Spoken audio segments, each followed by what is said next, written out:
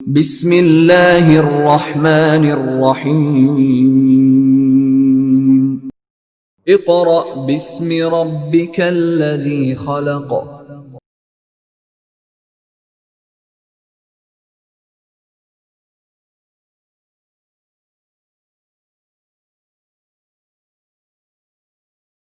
اعوذ باللہ من الشیطان الرجیم بسم اللہ الرحمن الرحیم۔ معزز والدین اور عزیز طلباء و طالبات، السلام علیکم۔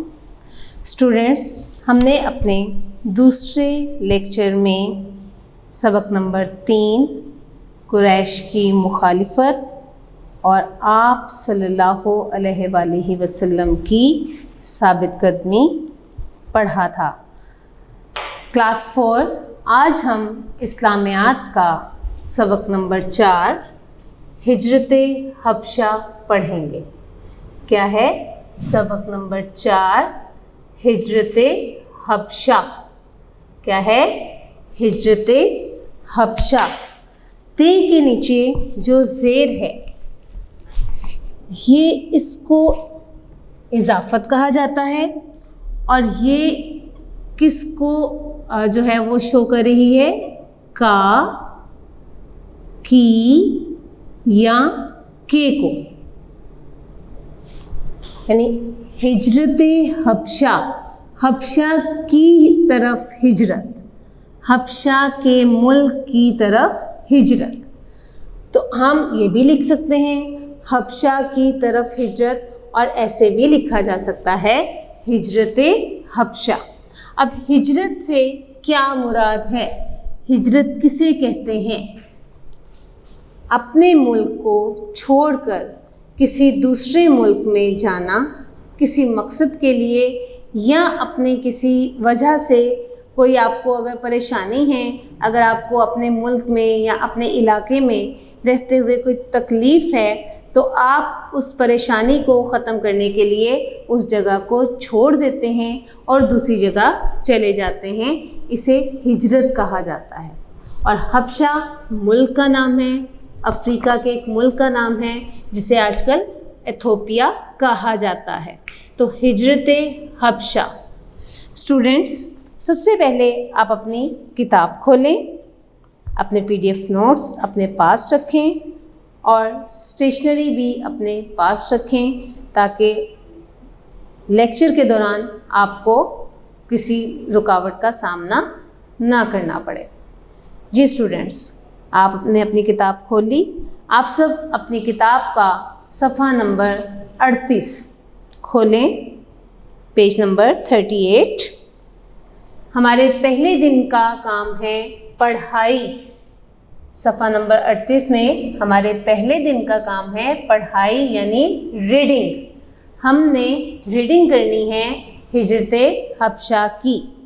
اسٹوڈنٹس، آپ دیکھ سکتے ہیں کہ چیپٹر شروع ہونے سے پہلے آپ کی کتاب میں حبشہ کا علاقہ دکھایا گیا ہے کہ حبشہ کا علاقہ کیسا تھا، یعنی وہاں پر پہاڑ آس پاس ہوں گے، تو انہوں نے ایک علاقے کی تصویر یہاں پر دکھائی ہے۔ تو اسٹوڈنٹس شروع کریں۔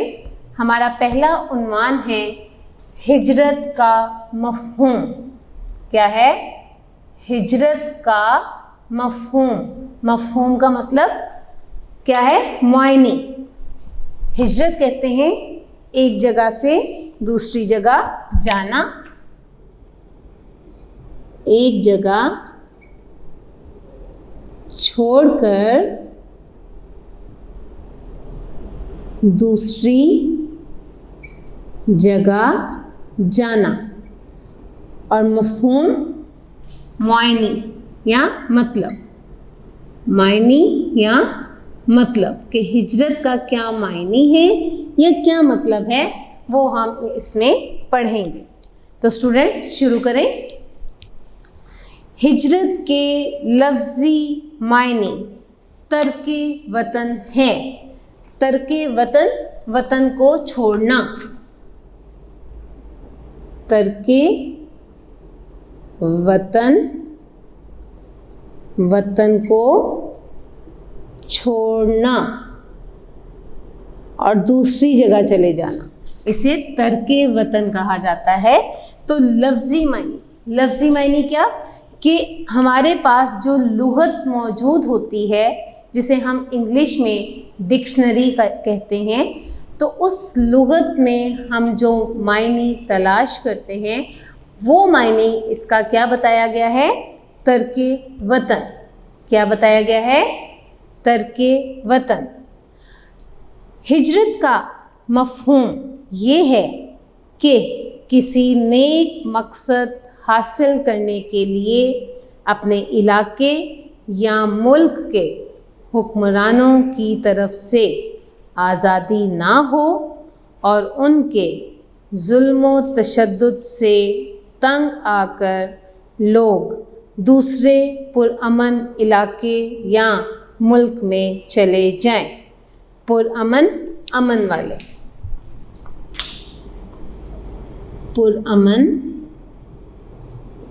امن والے یا سکون والے، جہاں پر سکون ہو، جہاں پر لڑائی جھگڑا نہ ہوتا ہو۔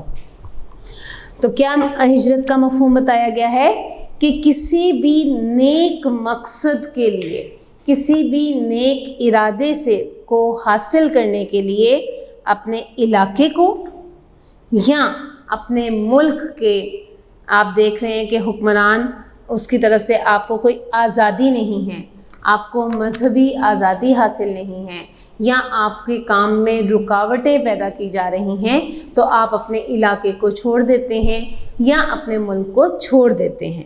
اور کیا ہو رہا ہے کہ ظلم و تشدد ہو رہا ہو، حکمرانوں کی طرف سے آزادی نہ ہو اور ظلم و تشدد ہو رہا ہو، یعنی آپ کو بہت زیادہ تکالیف پہنچائی جا رہی ہیں، تو ایسے موقع پر لوگ اپنے علاقے یا ملک کو چھوڑ کر کسی دوسرے پرامن علاقے یا ملک میں چلے جاتے ہیں۔ اس ایک جگہ سے دوسری جگہ جانے کو ہجرت کہا جاتا ہے۔ اسٹوڈنٹس سمجھ آ گیا کہ ہجرت کا کیا مفہوم ہے؟ اب چونکہ ہمارے چیپٹر کا نام ہے ہجرت حبشہ، تو ہجرت کو ایکسپلین کر دیا گیا کہ ہجرت کسے کہتے ہیں۔ ایک جگہ کو چھوڑ کر دوسری جگہ چلے جانا ہجرت کرنا کہلاتا ہے۔ اب ہم اپنے مضمون کی طرف آئیں گے، اپنے چیپٹر کی طرف آئیں گے۔ ہماری نیکسٹ ہیڈنگ ہے پہلی ہجرت حبشہ۔ پہلی ہجرت حبشہ یعنی حبشہ کی طرف پہلی ہجرت، حبشہ کی طرف پہلی ہجرت اب کب ہوئی تھی؟ حبشہ افریقہ کا ایک ملک ہے۔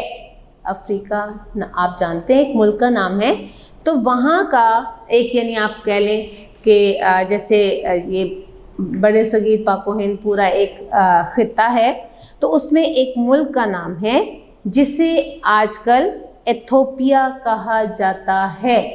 ایتھوپیا یعنی حبشہ پرانا نام ہے، آج کل اسے کیا کہا جاتا ہے؟ ایتھوپیا کہا جاتا ہے۔ اور اسٹوڈنٹس، آپ اگر خبریں دیکھتے ہوں گے تو اس ملک کا ذکر بہت زیادہ کیا جاتا ہے، کیونکہ اس ملک میں ابھی بھی قحط سالی اور غربت بہت زیادہ ہے، یعنی وہاں پر فصلیں نہیں بنتی۔ قحط سالی یعنی وہاں پر کھانے کا ایک مناسب بندوبست نہیں ہے، اور وہاں پر غربت بھی بہت زیادہ ہے، اس لیے زیادہ تر اس ملک کا ذکر جو ہے وہ خبروں میں کیا جاتا ہے۔ اس کے بادشاہ کو نجاشی کہا جاتا تھا، یعنی یہ نام نہیں ہے، بادشاہ کا نام کوئی اور ہوتا تھا، لیکن ایک اصول کے مطابق، ایک علاقے کے مطابق اس کو ایک بادشاہ کو نام دے دیا جاتا تھا۔ جیسے آپ دیکھیں کہ ہمارے جو صدر ہیں، ہمارے وزیر اعظم ہیں، ان کا نام تو اور ہے لیکن ہم وزیر اعظم کہتے ہیں۔ اس کی مثال میں آپ کو ایسے بھی دے سکتی ہوں کہ اب آپ دیکھیں کہ فرض کریں میں آپ کو اردو پڑھا رہی ہوں، ٹھیک ہے، آپ میرا نام جانتے ہیں، ٹھیک ہے، لیکن اگر آپ کی والدہ آپ کو لینے آتی ہیں تو آپ انہیں یہ تو نہیں کہتے کہ یہ مس نوید ہیں، آپ یہ کہتے ہیں یہ اردو کی ٹیچر ہیں، یہی کہتے ہیں نا، اردو کی ٹیچر، کہ میری ایک علاقے کی میرے ایک سبجیکٹ کی وجہ سے میری ایک پہچان ہے کہ میں اردو پڑھاتی ہوں تو اردو کی ٹیچر، اسلامیات ہیں تو اسلامیات کی ٹیچر، معاشرتی علوم ہیں تو معاشرتی علوم کی ٹیچر، سائنس ہیں تو سائنس کی ٹیچر۔ تو اسی طرح حبشہ کے بادشاہ کا نام تو اور ہوتا تھا، لیکن انہوں نے ایک رکھا ہوا تھا کہ جو بھی بادشاہ بنے گا اسے نجاشی کہا جائے گا۔ تو نجاشی ان کا ایک، آپ سمجھ لیں کہ ان کو ایک لقب دیا جاتا تھا بادشاہ کو۔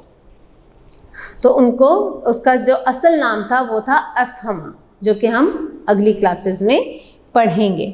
تو اس کے بادشاہ کو کیا کہا جاتا تھا؟ نجاشی کہا جاتا تھا۔ قریش کے تمام تر ظلم کے باوجود مسلمان اسلام سے وابستہ رہے، جڑے رہے، وابستہ رہے، جڑے رہے، یعنی آپس میں اکٹھے رہے۔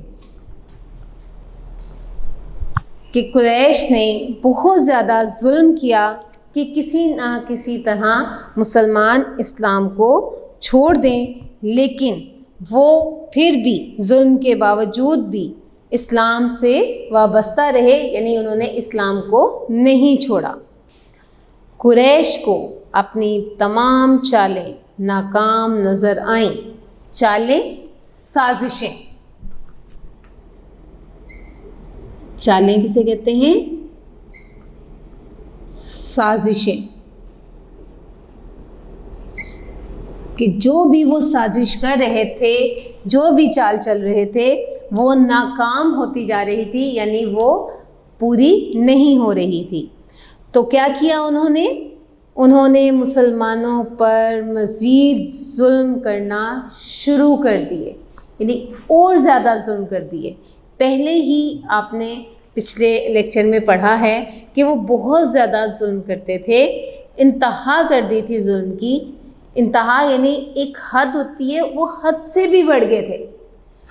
حد سے بڑھنے کے باوجود وہ بہت زیادہ مسلمانوں پر ظلم کرتے تھے کہ کسی نہ کسی طرح یہ لوگ اسلام کو چھوڑ دیں۔ حضور اکرم صلی اللہ علیہ وآلہ وسلم نے محسوس کیا کہ ایسے سخت حالات میں مسلمانوں کے لیے اسلامی تعلیمات کے مطابق زندگی بسر کرنا مشکل ہوتا جا رہا ہے۔ یعنی جب نبی کریم صلی اللہ علیہ وآلہ وسلم نے محسوس کیا، انہیں احساس ہوا کہ یہ حالات بہت سخت ہو چکے ہیں، مسلمانوں پر بہت ظلم کیا جا رہا ہے اور انہیں اسلامی تعلیمات کے مطابق زندگی نہیں گزارنے دی جا رہی، ان کے لیے بہت مشکل ہو رہی ہے۔ تو کیا کیا؟ آپ صلی اللہ علیہ وآلہ وسلم نے مسلمانوں کو حبشہ کی طرف ہجرت کرنے کی اجازت دے دی۔ کہ جب آپ نے دیکھا کہ بہت مشکلات کا سامنا کرنا پڑ رہا ہے صحابہ کرام رضی اللہ تعالیٰ عنہم کو، تو آپ صلی اللہ علیہ وآلہ وسلم نے مسلمانوں کو کس طرف ہجرت کرنے کی اجازت دی؟ حبشہ کی طرف۔ کس طرف ہجرت کرنے کی اجازت دی؟ حبشہ کی طرف۔ اسٹوڈنٹس، یہ آپ کا صفحہ نمبر 38 مکمل ہو گیا ہے۔ اس میں آپ دیکھ سکتے ہیں کہ آپ کے مختصر سوالات بھی بن سکتے ہیں اور آپ کے MCQs بھی بن سکتے ہیں۔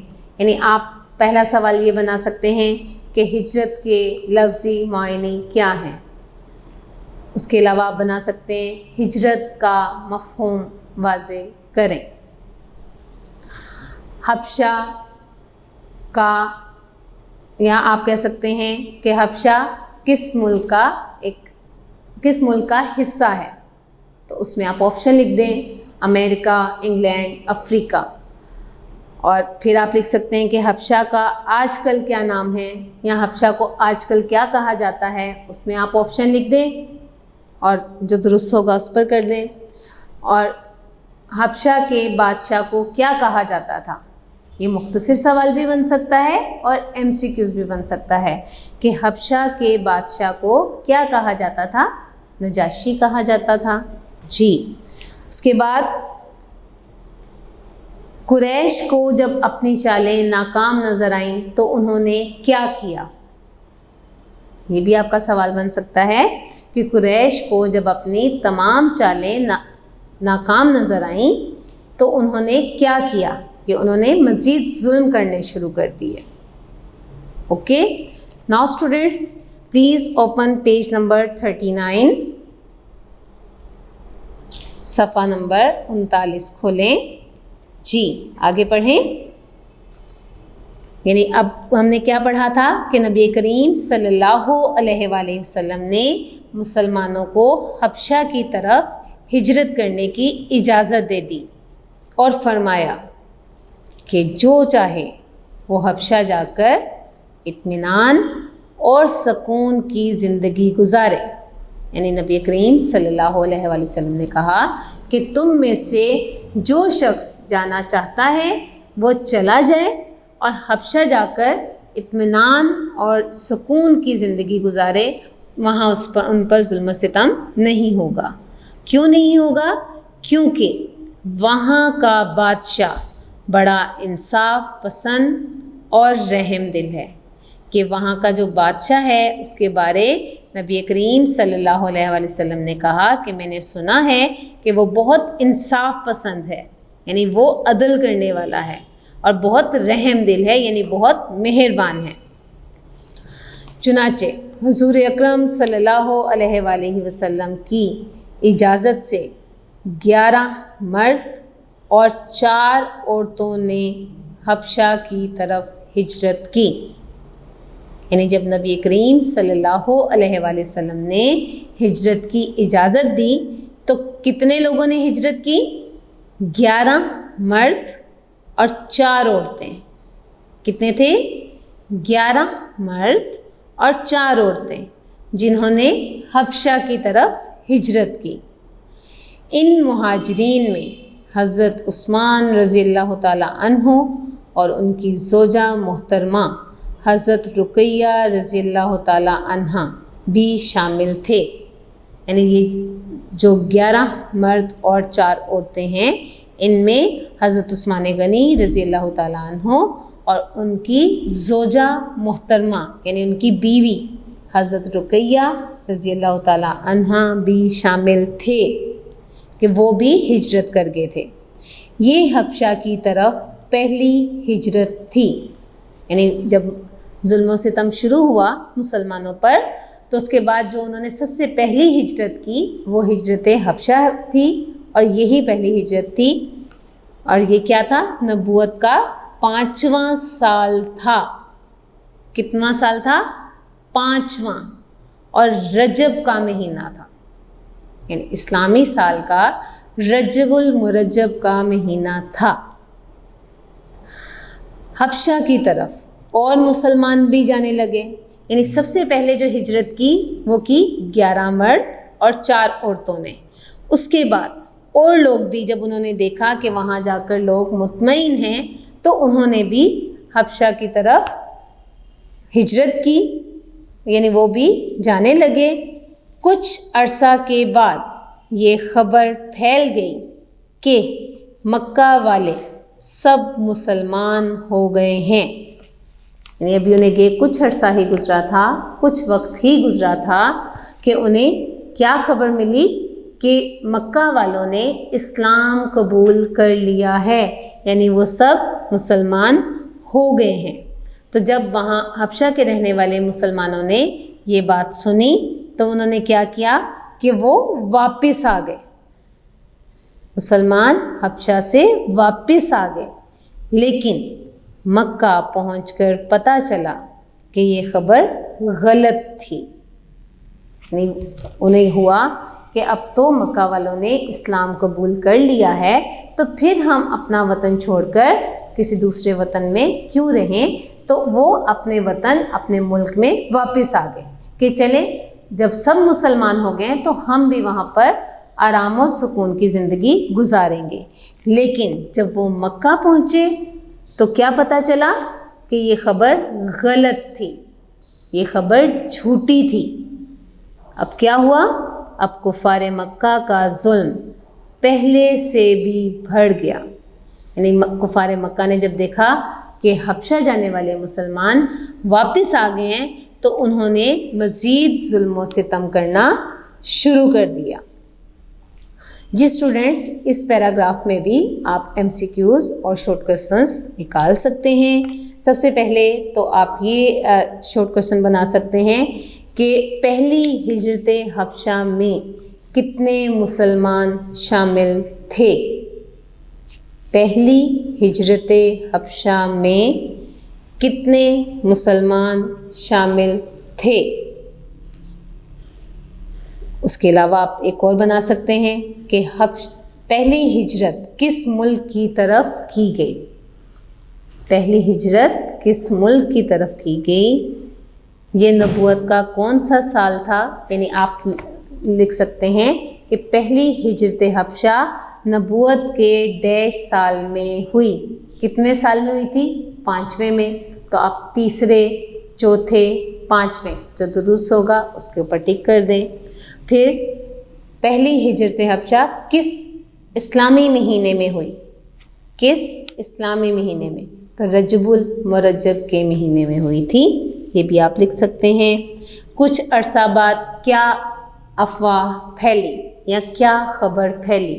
یہ بھی آپ بنا سکتے ہیں۔ اسٹوڈنٹس سمجھ آ گیا؟ جی، اب ہمارا عنوان ہے دوسری ہجرت حبشہ۔ دوسری ہجرت حبشہ کہ یہ تو پہلی ہجرت حبشہ تھی جس میں 11 مرد اور 4 عورتیں شامل تھیں، اور جب کفار مکہ نے افواہ پھیلائی کہ وہ مسلمان ہو گئے ہیں تو وہ لوگ واپس آ گئے، تو وہ ہجرت مکمل ہو گئی نا۔ تو اس کے بعد پھر ہجرت کی، جو دوسری ہجرت کی اسے دوسری ہجرت حبشہ کہا جاتا ہے۔ جی اسٹوڈنٹس شروع کریں۔ تھوڑے عرصہ کے بعد قریش کے ظلم و ستم سے تنگ آ کر مسلمانوں نے دوبارہ حبشہ کی طرف ہجرت کی کہ کچھ عرصہ مسلمان ظلم و ستم برداشت کرتے رہے، لیکن اس کے بعد انہوں نے دوبارہ حبشہ کی طرف ہجرت کرنے کا ارادہ کیا۔ اب اس مرتبہ 83 مردوں اور 19 عورتوں نے ہجرت کی۔ 83 یعنی 83۔ 83 کتنے ہوتے ہیں؟ 83۔ کہ جب بہت زیادہ ظلم بڑھ گیا تو مسلمانوں نے حبشہ کی طرف ہجرت کی، اور اس میں 83 یعنی 83 مرد تھے اور 19 عورتیں تھیں۔ 19 خواتین تھیں جنہوں نے ہجرت کی۔ قریش کو جب مسلمانوں کی روانگی کا علم ہوا تو وہ غصے میں آ گئے، یعنی جب قریش کو پتہ چلا کہ ہماری ساری چالیں ناکام ہو گئی ہیں اور مسلمان پھر حبشہ کی طرف ہجرت کرنے لگے ہیں تو وہ سخت غصے میں آ گئے۔ انہوں نے مسلمانوں کا پیچھا کیا، یعنی وہ مسلمانوں کے پیچھے گئے، لیکن مسلمانوں کو حبشہ جانے والا ایک تیار جہاز مل گیا، یعنی ایک ایسا جہاز ملا جو کہ حبشہ کی طرف جانے کے لیے بالکل تیار تھا، بالکل ریڈی تھا۔ وہ نکلنے لگے تھے تو وہ 83 مرد اور 19 عورتیں بھی اس جہاز میں سوار ہو گئے، اور وہ اس میں سوار ہو کر حبشہ پہنچ گئے، یعنی کفار مکہ جو ہیں وہ ان مسلمانوں کو نہیں پکڑ سکے۔ حبشہ کے بادشاہ نجاشی نے مسلمانوں سے بڑا اچھا سلوک کیا۔ وہاں مسلمان امن و سکون سے رہنے لگے، یعنی جب مسلمان حبشہ کی طرف پہنچے تو وہاں کے بادشاہ نجاشی نے ان کے ساتھ بڑا اچھا سلوک کیا، ان کے ساتھ بہت اچھے طریقے سے پیش آئے اور وہاں مسلمان امن و سکون سے رہنے لگے، یعنی پرسکون ہو گئے، انہیں کوئی تکلیف کوئی پریشانی نہیں آئی۔ یہ حبشہ کی طرف دوسری ہجرت تھی اور یہ نبوت کا 6واں سال تھا کہ یہ اس کو ہم دوسری ہجرت حبشہ کہتے ہیں، اور یہ نبوت کا کون سا سال تھا؟ 6واں سال، 6واں سال، ٹھیک ہے۔ اب اسٹوڈنٹس آپ دیکھ سکتے ہیں اس پیراگراف میں بھی آپ مختصر سوال اور MCQs بنا سکتے ہیں۔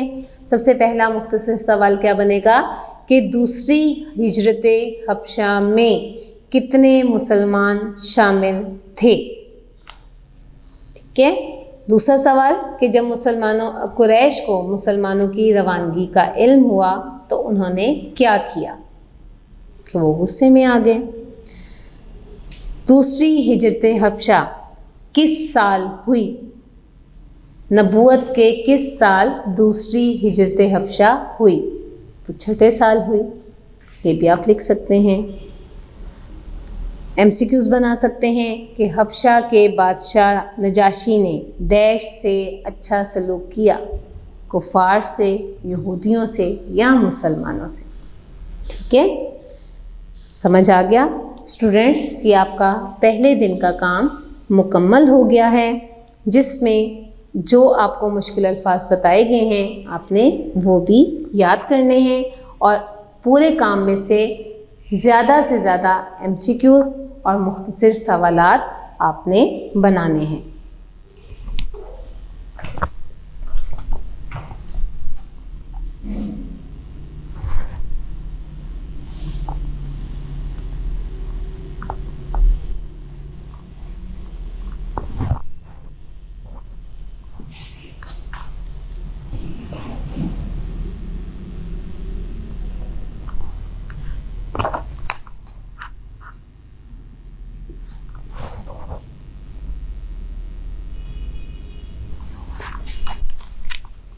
جی اسٹوڈنٹس اب ہم اپنا دوسرے دن کا کام شروع کریں گے۔ دوسرے دن کا کام ہماری پڑھائی یعنی ریڈنگ ہے۔ آپ سب بچے اپنی کتاب کا صفحہ نمبر 39 کھولیں۔ جو آدھا ہم نے سبق پڑھا تھا اب ہم نے اس سے آگے شروع کرنا ہے۔ ہم نے پہلے دن میں صفحہ نمبر 39 آدھا پڑھا تھا، آج ہم اس سے آگے پڑھیں گے۔ تو آپ سب بچے اپنی کتاب کا صفحہ نمبر 39 کھولیں۔ ہمارا عنوان تھا جو ہم نے شروع کیا ہوا تھا وہ تھا دوسری ہجرت حبشہ، دوسری ہجرت حبشہ۔ جی اس کا ہم نے ایک پیراگراف پڑھا تھا، آج ہم دوسرا پیراگراف شروع کریں گے۔ جی مکہ کے کافروں سے یہ صورتحال برداشت نہ ہوئی، یعنی جب مکہ آپ نے پہلے دن میں پڑھا کہ دوسری ہجرت حبشہ میں جب مسلمان حبشہ تشریف لے گئے تو وہاں پر امن و سکون سے رہنے لگے، تو کافروں سے یہ صورتحال برداشت نہیں ہوئی، یعنی وہ برداشت نہیں کر سکے۔ اب انہوں نے کیا کیا؟ انہوں نے تحفے دے کر ایک وفد نجاشی کے پاس بھیجا۔ کیا کیا؟ وفد کسے کہتے ہیں؟ قاصد کو، ایلچی کو، ایلچی یعنی پیغام لے جانے والا، کہ انہوں نے تحفے دیے اپنے ایک وفد کو اور انہیں کس کے پاس بھیجا؟ نجاشی کے پاس بھیجا۔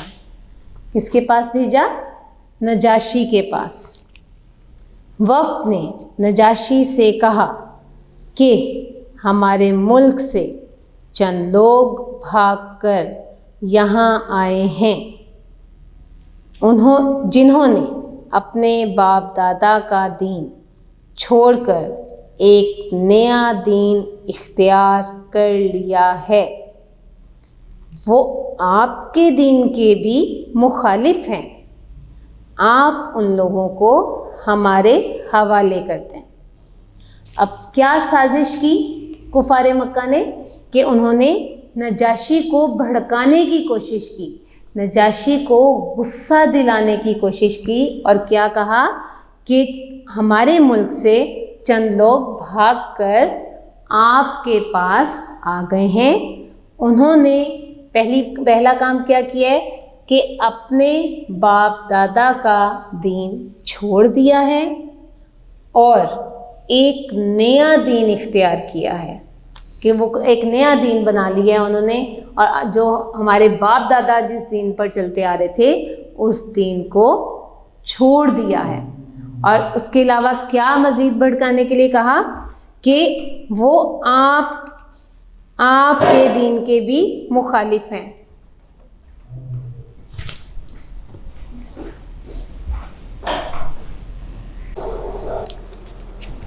جی، ان لوگوں نے اپنا دین چھوڑ دیا ہے اور انہیں ہمارے حوالے کر دیا جائے۔ یہ اس وفد نے نجاشی کو بھڑکانے کی کوشش کی۔ اب کیا ہوا؟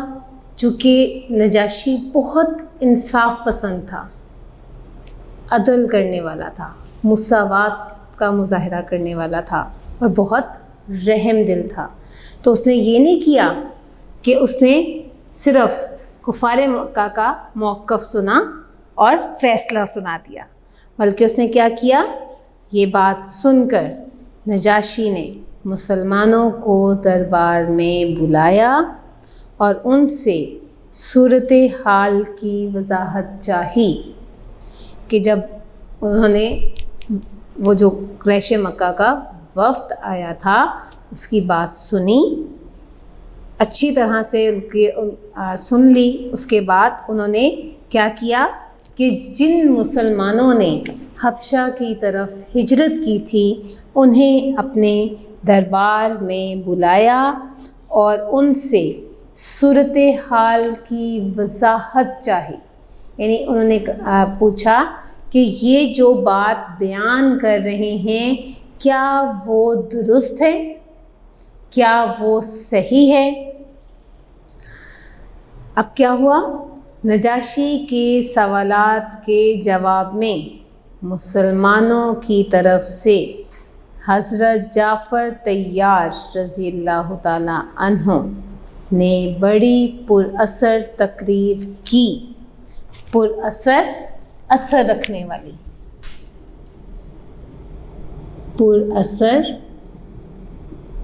اثر رکھنے والی، کہ جب سوالات کیے گئے مسلمانوں سے تو اس کے جواب میں سب مسلمان شروع نہیں ہوئے، بلکہ ایک مسلمان حضرت جعفر طیار رضی اللہ تعالیٰ عنہ انہوں نے ایک تقریر کی، انہوں نے ایک بیان کیا اور بہت اثر رکھنے والی، پر اثر یعنی بہت اثر رکھنے والی تقریر کی۔ اب انہوں نے کیا کہا؟ آپ رضی اللہ تعالیٰ عنہ نے فرمایا، اے بادشاہ، ہم لوگ جاہل تھے، بتوں کی پوجا کرتے تھے، مردار کھاتے تھے۔ مردار کسے کہتے ہیں؟ مردہ جانور،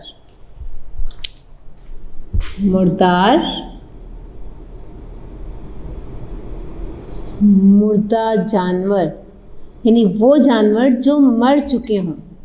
اب اسٹوڈنٹس یہ میں آپ کو فرق واضح کر دوں کہ کچھ جانور جیسے ابھی پچھلے دنوں عید الاضحیٰ گزری ہے تو ہم نے جانوروں کو ذبح کیا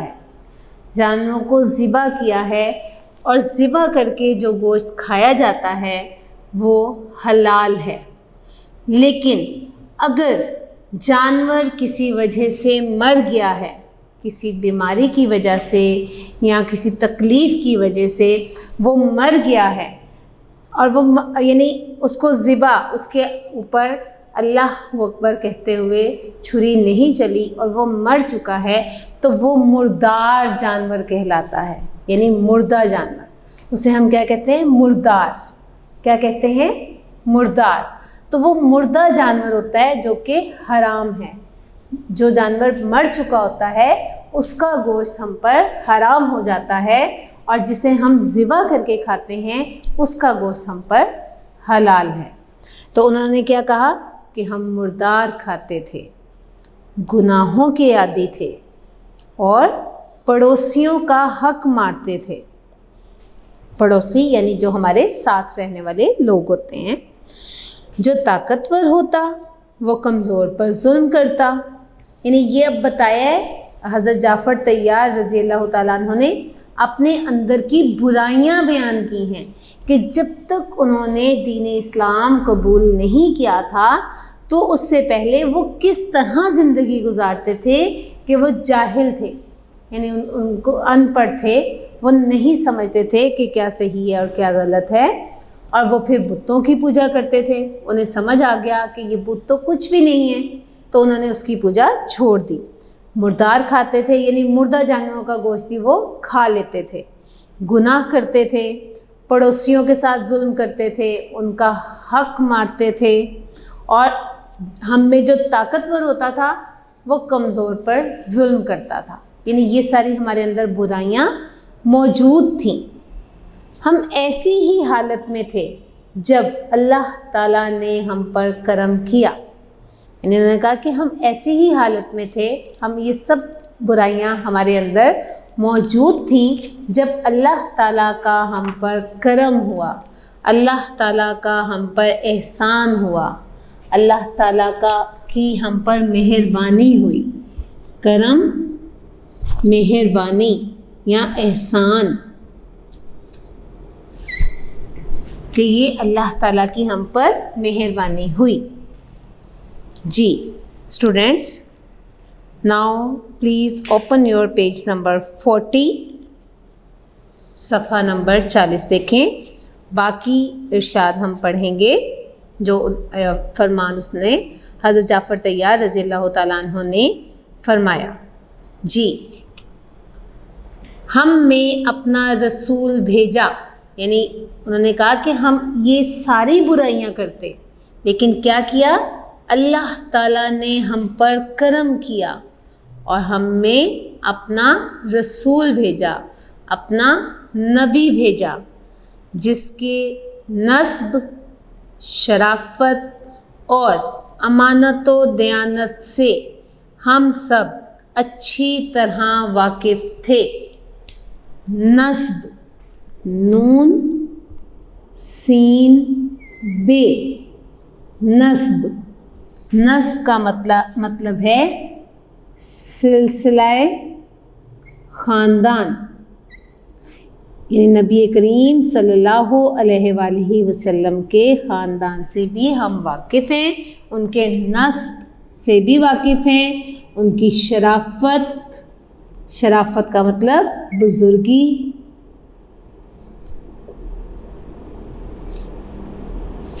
کہ ہم ان کے نسب سے بھی واقف ہیں، ان کی شرافت سے بھی واقف ہیں، اور ان کی امانت و دیانت سے بھی واقف ہیں. یعنی ہم انہیں اچھی طرح جانتے ہیں. اس نے ہمیں اللہ تعالیٰ کے سچے دین کی طرف بلایا. کہ ہم جانتے تھے کہ نبوت سے پہلے نبی کریم صلی اللہ علیہ وآلہ وسلم نے جس طرح سے جو ہے وہ زندگی گزاری اور اپنے آپ کو پیش کیا لوگوں کے سامنے، اپنے اخلاق سے انہوں نے سب کے دل جیت لیے ہوئے تھے. سب انہیں بہت اچھے الفاظ میں یاد کرتے تھے. تو ہم جانتے تھے کہ وہ دیانتدار ہے، امانت دار ہے، شریف ہے، اور ایک اس کا خاص خاندان، سلسلہ خاندان بھی ہے، اس کا ایک نسب ہے. تو ہم ان چیزوں سے واقف تھے. تو اس نے ہمیں کیا کیا؟ اللہ تعالیٰ کے دین کی طرف بلایا. بت پرستی اور شرک سے منع کیا. بت پرستی، بتوں کی پوجا کرنا. بت پرستی بتوں کی پوجا کرنا، اور شرک شریک کرنا، شرک اللہ کے ساتھ کسی کو شریک کرنا، اس کو شرک کہتے ہیں۔ تو اس نے حضرت جعفر طیار انہوں نے حضرت جعفر طیار رضی اللہ تعالیٰ عنہ نے کیا فرمایا کہ انہوں نے بت پرستی اور شرک سے منع کیا، نماز، روزہ اور زکوٰۃ کا حکم دیا، کہ ہمیں کہا کہ نماز پڑھو، اللہ کے لیے روزہ رکھو اور اللہ کی راہ میں غریبوں کو، محتاجوں کو زکوٰۃ دو۔ تو اس چیز کا ہمیں حکم دیا گیا۔ پاک دامنی اور صلہ رحمی کی تعلیم دی۔ پاک دامنی یعنی ہمیں اپنے آپ کو پاک صاف رکھنے کا کہا گیا، اور صلہ رحمی رشتہ داروں سے اچھا سلوک کرنا۔ صلہ رحمی رشتہ داروں سے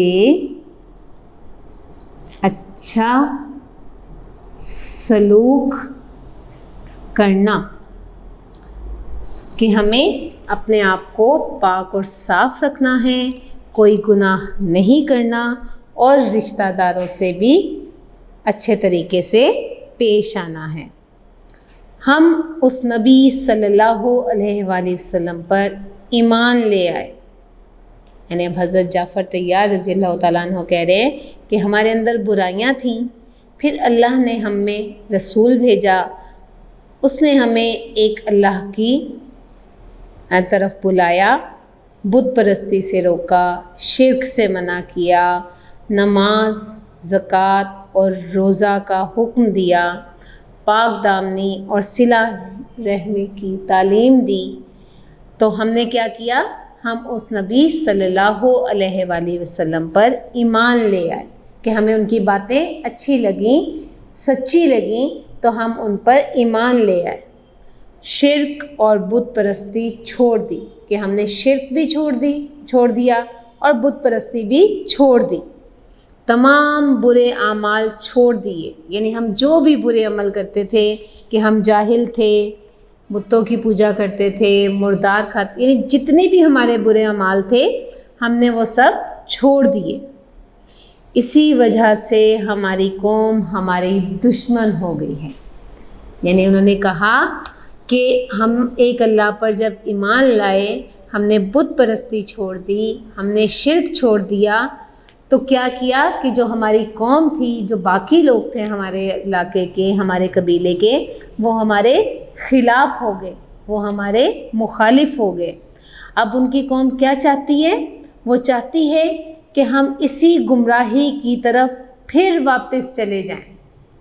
یعنی حضرت جعفر طیار رضی اللہ تعالیٰ عنہ نے کہا کہ ہماری قوم چاہ رہی ہے کہ ہم دین اسلام کو چھوڑ دیں اور پھر ہم گمراہی کی زندگی گزاریں، پھر ہم گمراہی کی طرف چلے جائیں۔ ہم ان کے مظالم سے تنگ آ کر اپنے ملک سے نکل کر آپ کے ملک میں آ گئے ہیں، کہ انہوں نے ہم پر اتنے مظالم کیے، اتنے ظلم کیے کہ ہم تنگ آ کر ہماری برداشت ختم ہو گئی، ہم تنگ آ گئے تو ہم اس ملک سے نکل آئے اور آپ کے ملک میں آ گئے۔ اے بادشاہ، ہمیں امید ہے کہ آپ کے ہاں ہم پر ظلم نہیں ہوگا۔ یعنی حضرت جعفر طیار نے آخر میں کیا کہا مخاطب کر کے نجاشی کو کہ اے بادشاہ، اے نجاشی، ہمیں امید ہے، ہم امید کرتے ہیں کہ آپ کے پاس ہم پر ظلم نہیں ہوگا، یعنی آپ انصاف پسند ہیں، آپ رحم دل ہیں اور آپ عدل سے کام لیتے ہیں، تو ہم جانتے ہیں کہ آپ ہم پر ظلم نہیں کریں گے یا آپ ہمارے ساتھ زیادتی نہیں کریں گے۔ نجاشی نے حضرت جعفر رضی اللہ تعالیٰ عنہ سے کہا کہ وہ اپنے نبی صلی اللہ علیہ وآلہ وسلم پر نازل ہونے والا کلام سنائے۔ کہ جب نجاشی نے یہ پوری تقریر سنی، اس کے بعد انہوں نے حضرت جعفر طیار رضی اللہ تعالیٰ عنہ سے کہا کہ وہ اپنے نبی صلی اللہ علیہ وآلہ وسلم پر جو کلام نازل ہوا ہے، جو قرآن پاک نازل ہوا ہے، وہ ہمیں سنائیں۔ حضرت جعفر رضی اللہ تعالیٰ عنہ نے سورہ مریم کی چند آیات تلاوت کی۔ سورہ مریم 16ویں پارے میں موجود ہے، تو حضرت جعفر نے سورہ مریم کی چند آیات تلاوت کی، جن میں حضرت عیسیٰ علیہ السلام کا وضاحت سے ذکر ہے، یعنی بہت کھل کے بیان کیا گیا ہے حضرت عیسیٰ کے بارے میں۔ تو انہوں نے وہ آیات جب تلاوت کی، نجاشی اور اس کے درباری کلام الہی سن کر بہت متاثر ہوئے، ان پر رقت طاری ہو گئی اور وہ رونے لگے۔ کلام الہی، اللہ کا کلام، کلام الہی، الہی کہتے ہیں اللہ تعالیٰ، تو اللہ تعالیٰ کا کلام،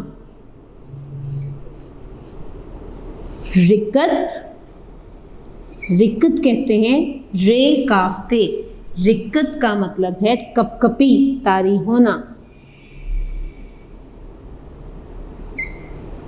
کپ کپی طاری ہونا،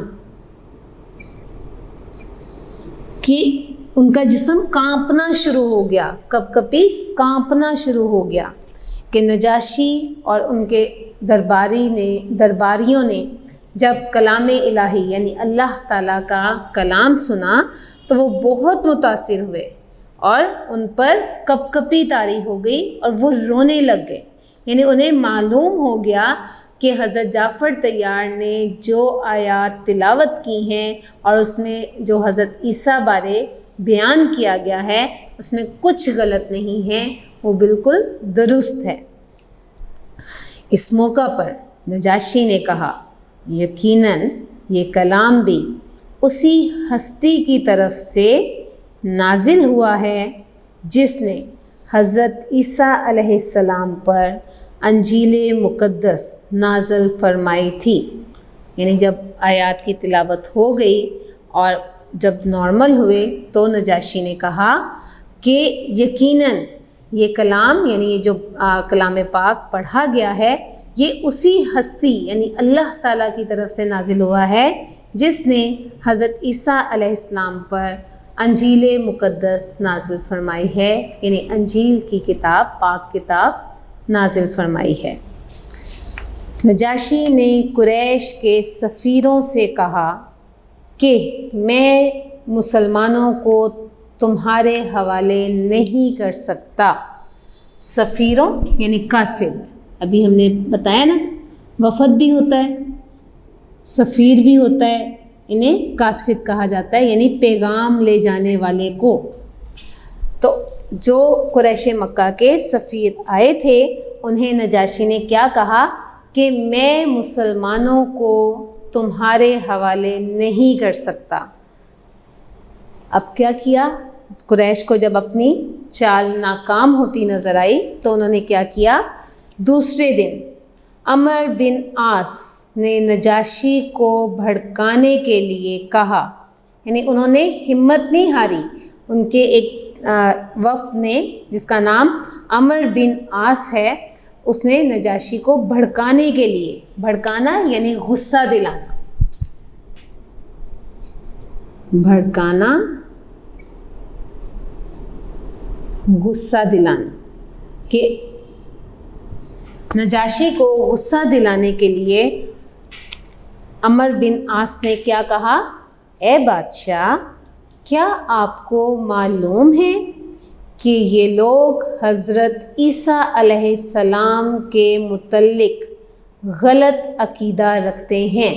یعنی انہیں پتہ تھا کہ نجاشی اور اس کی قوم حضرت عیسیٰ علیہ السلام کو بہت مانتے ہیں، تو انہوں نے پھر کیا چال چلی، کیا کہا کہ کیا جانتے ہیں کہ یہ لوگ جو آپ کے ملک میں موجود ہیں یہ حضرت عیسیٰ علیہ السلام کے متعلق غلط عقیدہ رکھتے ہیں، غلط باتیں کرتے ہیں۔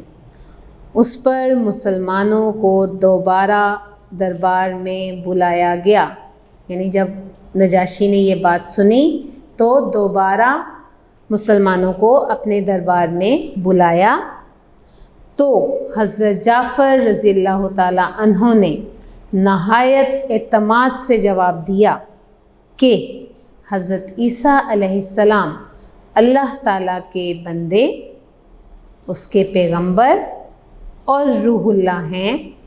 ان کی والدہ مریم علیہ السلام نیک اور پاک دامن عورت تھیں، یعنی جب دوبارہ مسلمانوں کو بلایا گیا اور ان سے پوچھا گیا کہ کیا صورتحال ہے یا یہ جو بات بیان کر رہے ہیں اس کی کیا آپ وضاحت دینا چاہیں گے، تو پھر حضرت جعفر طیار رضی اللہ تعالیٰ عنہ نے نہایت اعتماد سے، یعنی بہت پر اعتماد ہو کے پورے یقین کے ساتھ ان کی بات کا جواب دیا کہ ہم اس بات کو مانتے ہیں کہ حضرت عیسیٰ علیہ السلام اللہ تعالیٰ کے بندے ہیں، ان کے پیغمبر ہیں، یعنی ان کے طرف سے بھیجے گئے رسول ہیں، اور روح اللہ ہیں، یعنی آپ جانتے ہیں روح اللہ کہا جاتا ہے اللہ کی روح۔ آپ یہ بات جانتے ہیں اسٹوڈنٹس کہ حضرت عیسیٰ علیہ السلام کو زندہ آسمانوں کی طرف اٹھا لیا گیا ہے، اور نبی کریم صلی اللہ علیہ وآلہ وسلم کے بعد نبوت ختم ہو گئی ہے، لیکن حضرت عیسیٰ علیہ السلام دوبارہ اس دنیا میں آئیں گے، لیکن وہ نبی کریم صلی اللہ علیہ وآلہ وسلم کی طرف سے خلیفہ بن کے آئیں گے، وہ ایک پیغام پہنچانے کے لیے آئیں گے۔ اور ان کی والدہ کے بارے کیا کہا کہ وہ بھی نیک اور پاک دامن عورت تھیں۔ حضرت عیسیٰ علیہ السلام اور آپ علیہ السلام کی والدہ کے بارے میں سچی باتیں سن کر نجاشی نے ایک تنکا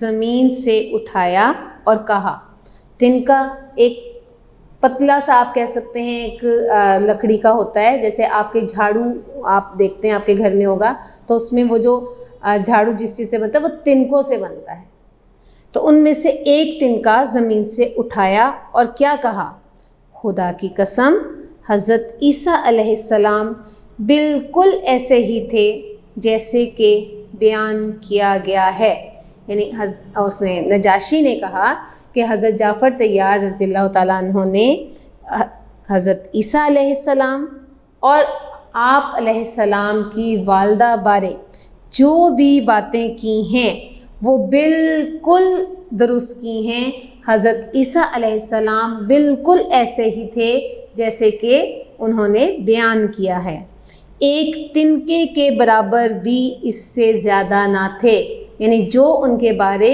بیان کیا گیا ہے وہ ویسے ہی تھے، نہ کم تھے اور نہ زیادہ تھے۔ بعد میں نجاشی نے اسلام قبول کر لیا۔ اس طرح قریش کا یہ وفد اپنے مقصد میں ناکام واپس ہوا اور مسلمان وہاں امن و اطمینان سے رہنے لگے، یعنی اس واقعے کے بعد نجاشی نے اسلام قبول کر لیا، وہ مسلمان ہو گیا۔ جب قریش کے وفد نے یہ حالات دیکھے تو وہ ناکام واپس چلے گئے اور مسلمان حبشہ میں امن و اطمینان کے ساتھ رہنے لگے۔ تو اسٹوڈنٹس یہ آپ کے دوسرے دن کا کام مکمل ہو گیا ہے۔ اس میں جو مشکل الفاظ میں نے لکھے ہیں وہ آپ نے یاد کرنے ہیں، کاپی پر لکھنے ہیں۔ اس کے علاوہ اس میں سے کم از کم 5 مختصر سوالات اور 5 MCQs آپ نے بنانے ہیں۔ آپ کسی بھی پیراگراف میں سے لے سکتے ہیں، جیسے آپ نے ابھی یہ پڑھا ہے کہ کس نے تقریر کی تھی، نجاشی کے دربار میں کس نے تقریر کی تھی؟ تو آپ اس میں لکھ سکتے ہیں حضرت جعفر طیار، یعنی مختلف نام لکھ سکتے ہیں اور اس میں حضرت جعفر طیار رضی اللہ تعالیٰ عنہ کا نام بھی لکھ کے آپ اس پر ٹک کر دیں۔ اس کے بعد آپ یہ بھی سوال بنا سکتے ہیں کہ نبی کریم صلی اللہ علیہ وآلہ وسلم نے انہیں کس چیز کی تعلیم دی، کس دین کی تعلیم کیسے فرمائی؟ تو وہ آپ اس میں لکھ سکتے ہیں کہ ہمیں سچے دین کی طرف بلایا، بت پرستی اور شرک سے منع کیا، نماز، روزہ اور زکوٰۃ کا حکم دیا اور پاک دامنی صلہ رحمی کی تعلیم دی۔ اس کے بعد حضرت جعفر طیار نے کس سورت کی آیات تلاوت کی؟ یہ آپ سوال بنا سکتے ہیں کہ حضرت جعفر طیار رضی اللہ تعالیٰ عنہ نے کس سورت کی آیات تلاوت کی؟ پھر ان آیات میں کس نبی بارے ذکر ہے؟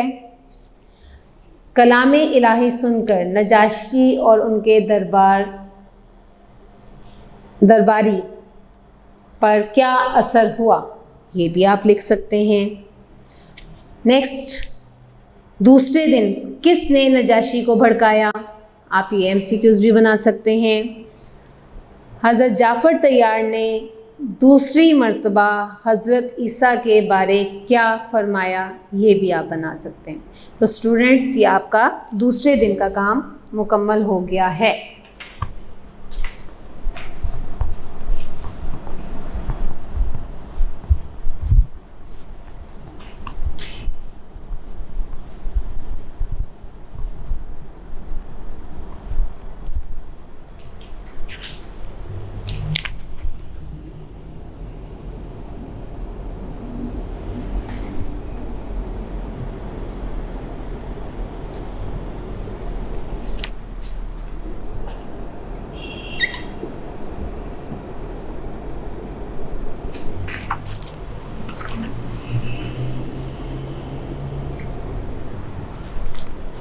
جی اسٹوڈنٹس، اب ہم اپنا تیسرے دن کا کام شروع کریں گے۔ تیسرے دن کا کام ہماری مشق ہے۔ آپ سب بچے اپنی کتاب کا صفحہ نمبر 41 کھولیں۔ صفحہ نمبر 41 کھولیں۔ ہمارا پہلا سوال ہے مختصر جواب دیں۔ پہلا سوال کیا ہے؟ مختصر جواب دیں۔ اسٹوڈنٹس، آپ جانتے ہیں کہ ان سوالات کے جوابات آپ کے PDF نوٹس میں موجود ہیں، تو آپ اپنے PDF نوٹس سامنے رکھیں۔ سوال ایک مرتبہ میں پڑھ دیتی ہوں تاکہ آپ کے لیے آسانی ہو۔ نمبر 1، ہجرت سے کیا مراد ہے؟ ہم نے اپنے پہلے دن کے کام میں پڑھا تھا، تو آپ نے اس کی وضاحت لکھنی ہے۔ دوسرا سوال ہے، دوسری ہجرت حبشہ میں کتنے مسلمان شامل تھے؟ ہم نے اپنے پہلے دن کے کام میں یہ بھی پڑھا تھا کہ دوسری ہجرت حبشہ میں کتنے مرد اور عورتیں تھیں؟ 83 مرد اور 19 عورتیں۔ تو آپ وہ اس میں لکھیں گے۔ نیکسٹ کوشچن ہے آپ کا، نجاشی نے حضرت عیسیٰ علیہ السلام کے بارے میں کیا کہا؟ کیا کہا تھا جو ہم نے ابھی لاسٹ میں پڑھا ہے کہ حضرت جعفر طیار نے نہایت اعتماد سے جواب دیا تھا حضرت عیسیٰ کے بارے، وہ آپ نے اس میں لکھنا ہے۔ اس کے بعد قریش کے وفد نے نجاشی سے کیا کہا؟ یعنی قریش کا وفد جب آیا تھا نجاشی کے پاس تو اس نے کیا کہا تھا کہ کچھ لوگ بھاگ کر آ گئے ہیں اور انہوں نے اپنا دین چھوڑ دیا ہے، ایک نیا دین اختیار کر لیا ہے، اور تو اور وہ آپ کے دین بارے بھی غلط باتیں کرتے ہیں۔ تو آپ نے اس میں وہ سارا لکھنا ہے، یاد بھی کرنا ہے۔ نیکسٹ کوشچن ہے، کلام الہی سن کر نجاشی اور اس کے درباریوں پر کیا اثر ہوا؟ کیا اثر ہوا تھا؟ کہ وہ بہت متاثر ہوئے تھے، ان پر رقت طاری ہو گئی تھی اور وہ رونے لگے تھے، کہ انہوں نے رونا شروع کر دیا تھا۔ اسٹوڈنٹس، سمجھ آ گیا؟ سوال نمبر 2 ہے ہمارا، خالی جگہ پر کریں۔ خالی جگہ پر کریں. نمبر 1، پہلی ہجرت حبشہ اعلان نبوت کے ڈیش سال ہوئی. کس سال ہوئی؟ یہاں پر لکھا ہوا ہے ڈیش بعد سال ہوئی، تو بعد نہیں آئے گا، آپ اسے کاٹ دیں. ہم نے یہ بتانا ہے کہ پہلی ہجرت حبشہ اعلان نبوت کے کس سال ہوئی تھی. تو کس سال ہوئی تھی؟ 5ویں سال. کس سال ہوئی تھی؟ 5ویں سال. نیکسٹ ہے، ہجرت کرنے والوں میں حضرت عثمان رضی اللہ تعالیٰ عنہ اور ان کی اہلیہ ڈیش بھی شامل تھیں. کیا نام تھا حضرت عثمان کی اہلیہ کا؟ جی، حضرت رقیہ رضی اللہ تعالیٰ عنہا. نیکسٹ ہے آپ کا، نجاشی کے دربار میں مسلمانوں کی طرف سے حضرت جعفر طیار رضی اللہ تعالیٰ عنہ نے ایک بڑی پراثر ڈیش کی. کیا کی تھی؟ پراثر تقریر. پراثر تقریر کی تھی انہوں نے. جی، نیکسٹ ہے، نجاشی کے کہنے پر حضرت جعفر رضی اللہ تعالیٰ عنہ نے سورہ ڈیش کی چند آیات تلاوت کی. کس سورہ کی تھی؟ سورہ مریم کی. تو آپ نے یہاں پر سورہ لکھا ہوا ہے، مریم لکھنا ہے. دوسری ہجرت حبشہ میں 83 مرد اور ڈیش عورتیں شامل تھیں. کتنی عورتیں شامل تھیں؟ 19. کتنی عورتیں شامل تھیں؟ 19. یہ آپ کی خالی جگہ مکمل ہو گئی.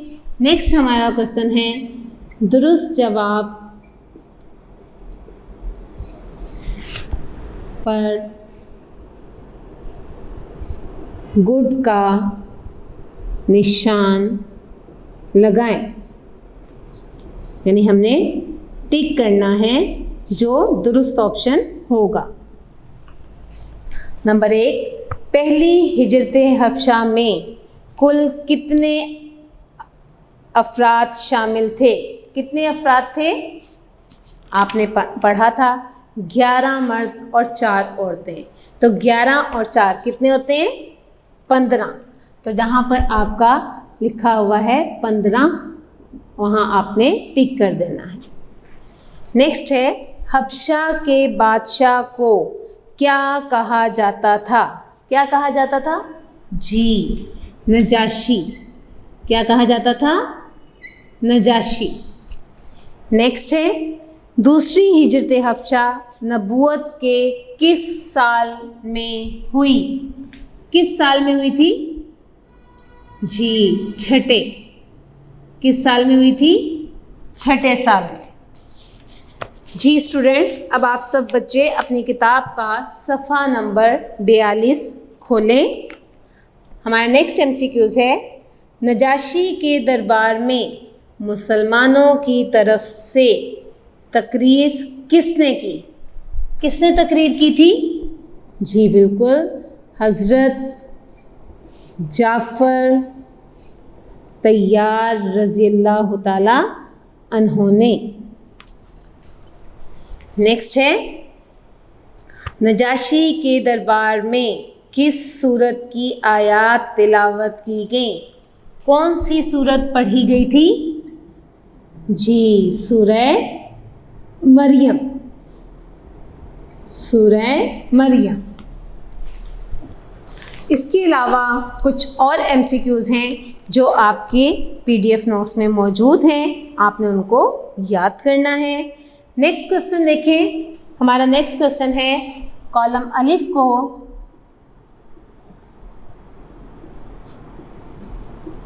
کالم بے سے ملائیں. کہ ہم نے کالم الف کو کالم بے سے ملانا ہے. اسٹوڈینٹس، اب آپ جانتے ہیں کہ آپ کے یہ پورے سینٹینسز لکھے ہوئے ہیں جو کہ میں ابھی بورڈ پر نہیں لکھ رہی، میں ان کے صرف حرفی نمبر یہاں پر لکھ رہی ہوں. الف، بے، جیم دال ہے. اور اسی طرح یہاں پر بھی میں کالم بے میں بھی لکھ دیتی ہوں.